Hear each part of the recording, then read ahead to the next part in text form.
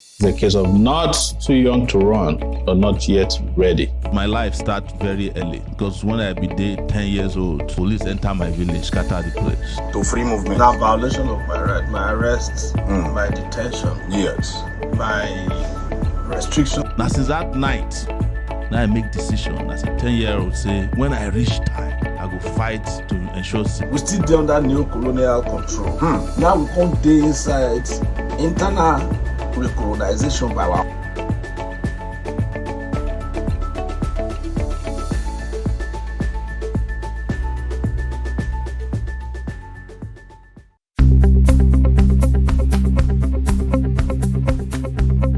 Good evening, guys. You're welcome to my page, and to this evening, late afternoon, I'm broadcasting from Abuja.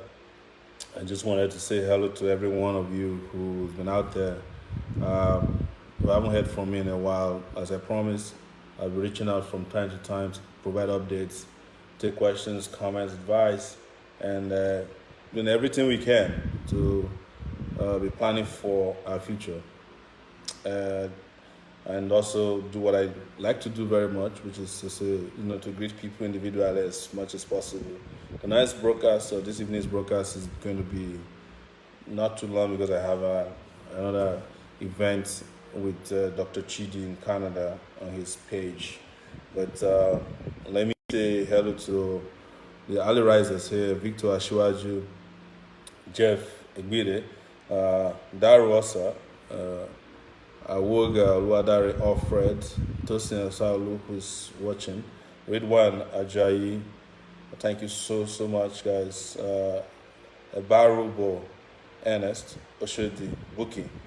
I'm reaching out today because today is June 12th, and I posted a lot of videos today on my page and comments, also on Twitter, just to discuss what I think about this day.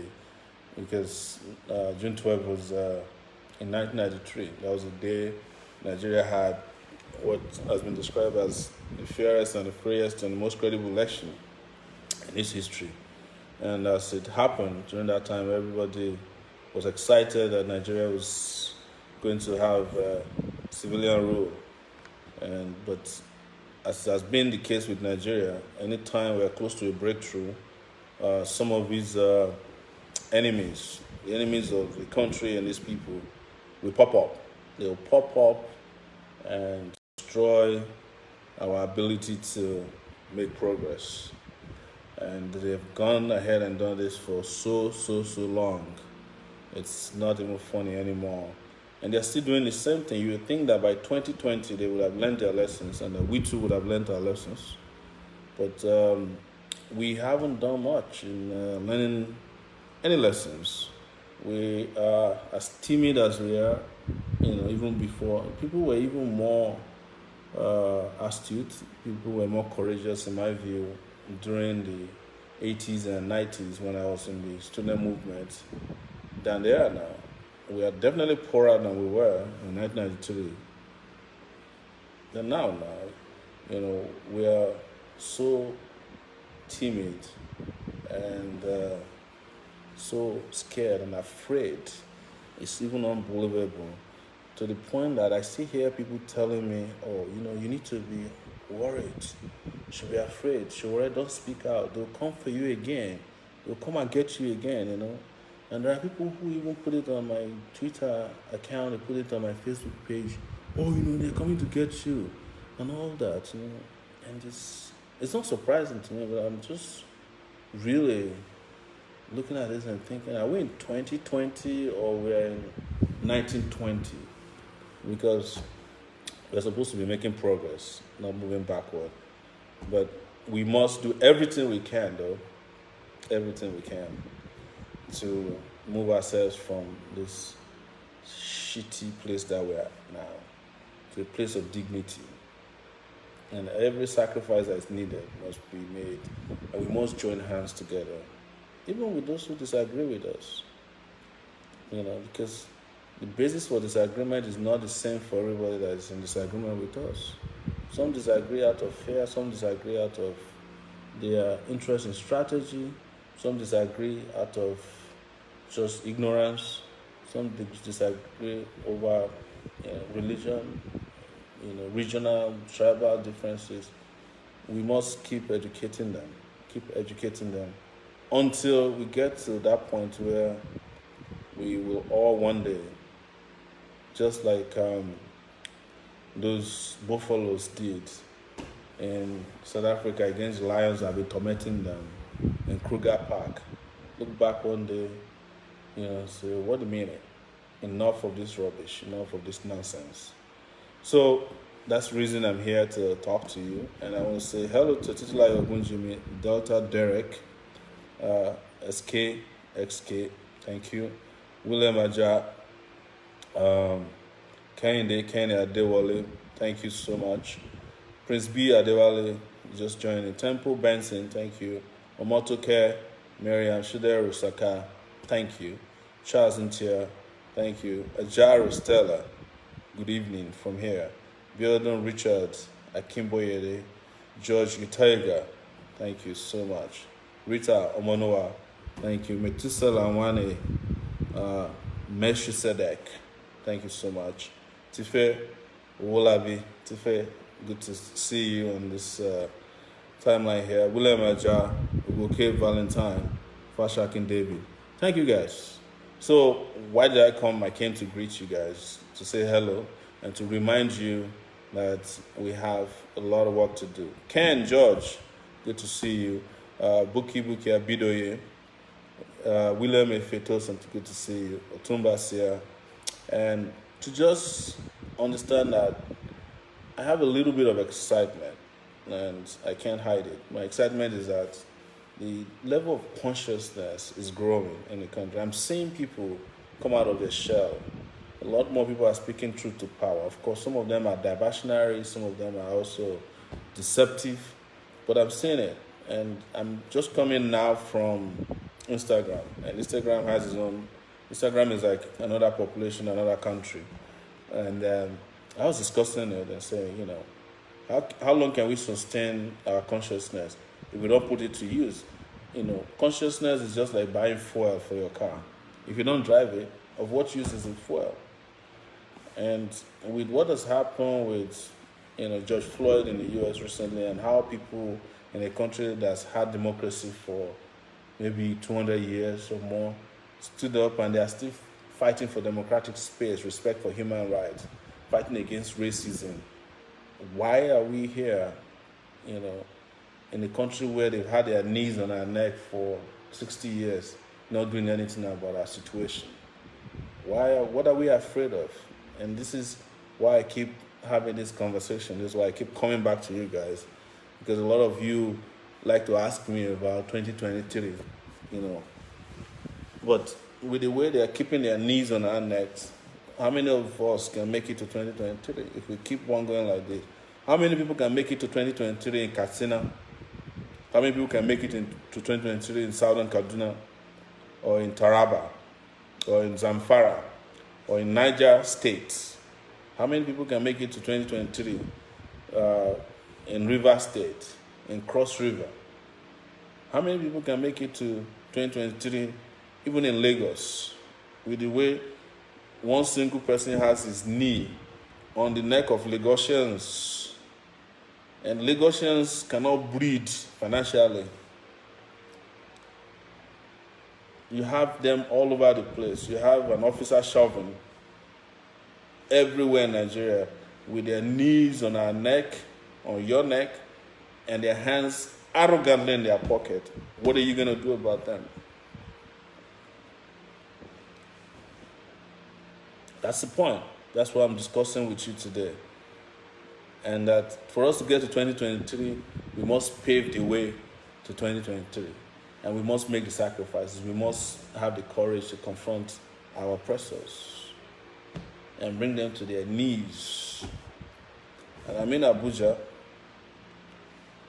I have been here for almost a year, simply because I insisted, and I will insist until I can't breathe no more, for a country that offers me the right to live, with dignity, with respect, with rights. I won't give up. It doesn't matter what they do to me. They can come back and get me. You can kill me. It doesn't matter. I'm here for good, to fight, to finish, for the future of our country, for the life of this country. And June 12th is a day I chose because in 1993, 94, 95, it was looking like, June 12th would never be realized in the manner that is realized today. They even tried to expunge it from the calendar of the country. Even when the political jobbers came to power in 1999, they made sure that June 12th was not recognized. But you can't stop an idea whose time has come. And we fought for June 12th. When I was doing election campaigns around Nigeria in 2018, and I got to Abeokuta, I declared June 12th, exactly June 3rd, our Democracy Day. A few days later, they stole the idea. And somebody was asking me this morning, you should be happy that they stole your idea.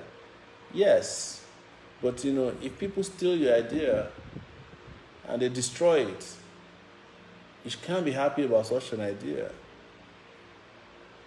These guys took June 12th, made it Democracy Day, but they have killed democracy completely since 2000. Since they made June 12th Democracy Day, they've destroyed democratic tenets in the country. They've destroyed credible elections. They've destroyed fairness. They've destroyed allowing people to freely participate. They've destroyed freedom of speech. They've destroyed rule of law. So how can I be happy that the idea that we put out there has been overtaken and hijacked by idiots who are using it against the very people who are fighting for these ideas? That is why I was saying that this is not the June 12th we're fighting for. Temple Benson, Da Silva Kenneth, thank you. Folasha De Solomon, Usman Gaddafi, Favor Peter, thank you. Sunday Jonah, thank you so much. Grace Agahoa, thank you. Kechi Onuzlike, thank you.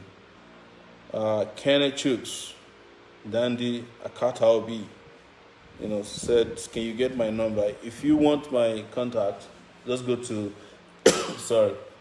go to my DM, or you can send me an email. My email is sowore@gmail.com. It's very easy to, SOWORE@gmail.com. I have not had complete control of my numbers. The DSST has my phones, so I can't guarantee you that I will give you a number that you can reach me at. But let's start by emails, and we'll take it from there. So that's what is important here, is that we must plan this very well, and we must sustain the consciousness that is on now. I have been monitoring Twitter a lot recently, and I'm discovering that even the people who used to shout, say Baba, in the northern parts, because Buhari was from there, they have realized that the man is as much a threat to them as every other security threat. There is economic threat, there is political threat, there is. Yesterday I was looking at Twitter and there's a trending topic, hashtag Northern Lives Matter. I was like, wow. We've been saying this forever, that every life matters. I said it at the barber's shop in Brooklyn when I came back from the election about what they are doing to the North. Because I went to the North and I saw the foundation of what is happening in the North now, and I kept shouting at that time, even to our Northern brothers and sisters, that don't make the mistake of voting for this man because he's from your area, because you're going to regret it. I'm sorry to say I'm not gloating over what's happening in the North now. I don't want it to happen. I don't want any evil to befall our people. But it's sad that nobody's helping them. Nobody's helping the North, and nobody's helping the South. Nobody's helping the West. Nobody's helping the East. Because don't gloat over, bandits killing people in the North, because next moment, herdsmen are in your village in the South. Kidnappers are there. Rapists are there. corrupt people, everybody that can destroy you is just waiting to strike in our country. So this is the reason why I'm here. It's the reason I came to talk to you on June 12th today. And I'm happy that consciousness is flowing, but I'm also unhappy that we may not be able to sustain the consciousness if we don't get together and act now. Direct action is the solution to the problem. There's no question about it. Direct action, revolutionary direct action. I've never missed word about it. Not even when I was brought to court, not when I was in detention, and not when that I'm out of detention, physical detention, because they still kept me detained in Nigeria. They seized my passport and asked me to remain in Abuja, which violates my rights to freedom of movement. But that's not a conversation for today, it's a conversation for another day. So it's very important to keep talking about these issues, keep mobilizing ourselves, and not be cowardly. See, we can blame youths, women, men, elders for being cowards.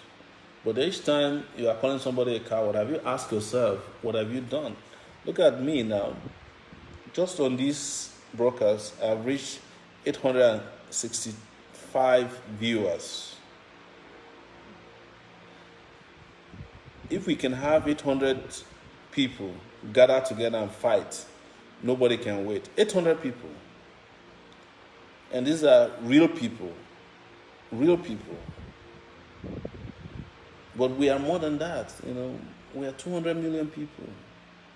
We can easily get 1 million people to fight for our rights, to fight for our freedom, to liberate this country, liberate ourselves from the people who are putting their knees on our necks, and breathe. We can't breathe right now because we have not had a revolution. We can't breathe.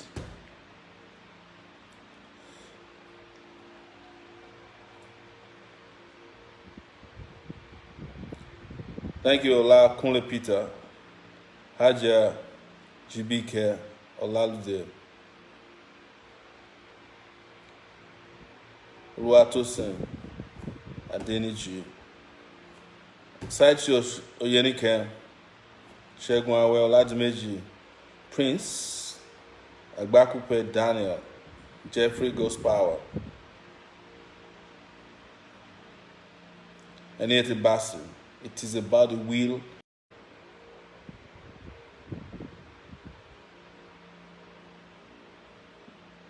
Frank Abiola, Adedayo Jemfa, Oriola Oladapo, Chris Osariton. So you're saying that all of you are living in diaspora. Fantastic. Good to know. I lived in diaspora for 20 years too. And the George Floyd protest is taking place all over the world. So let the diaspora people organize and storm every embassy, consulate of Nigeria abroad, and see if there won't be change. And let the people at home do the same. So everybody can do what needs to be done, whether you're in the diaspora, or you're at home. Anywhere you may find yourself. You can fight anywhere you might find it as a Nigerian. In fact, a lot of you Nigerians, I have seen so many Nigerians fighting for George Floyd. In fact, a group of Nigerians here in Abuja went to the US Embassy to fight for George Floyd. The irony of it was that those guys were the same set of people that Buhari uses to protest and attack activists. They were the same set of people that beat up the Adeyonju the other day on the street and got him injured. Same set of people went to the US Embassy in Abuja to protest in support of George Floyd. So if you can do it for George Floyd, why can't we do it for Nigeria? That's my question to you guys. That's my question.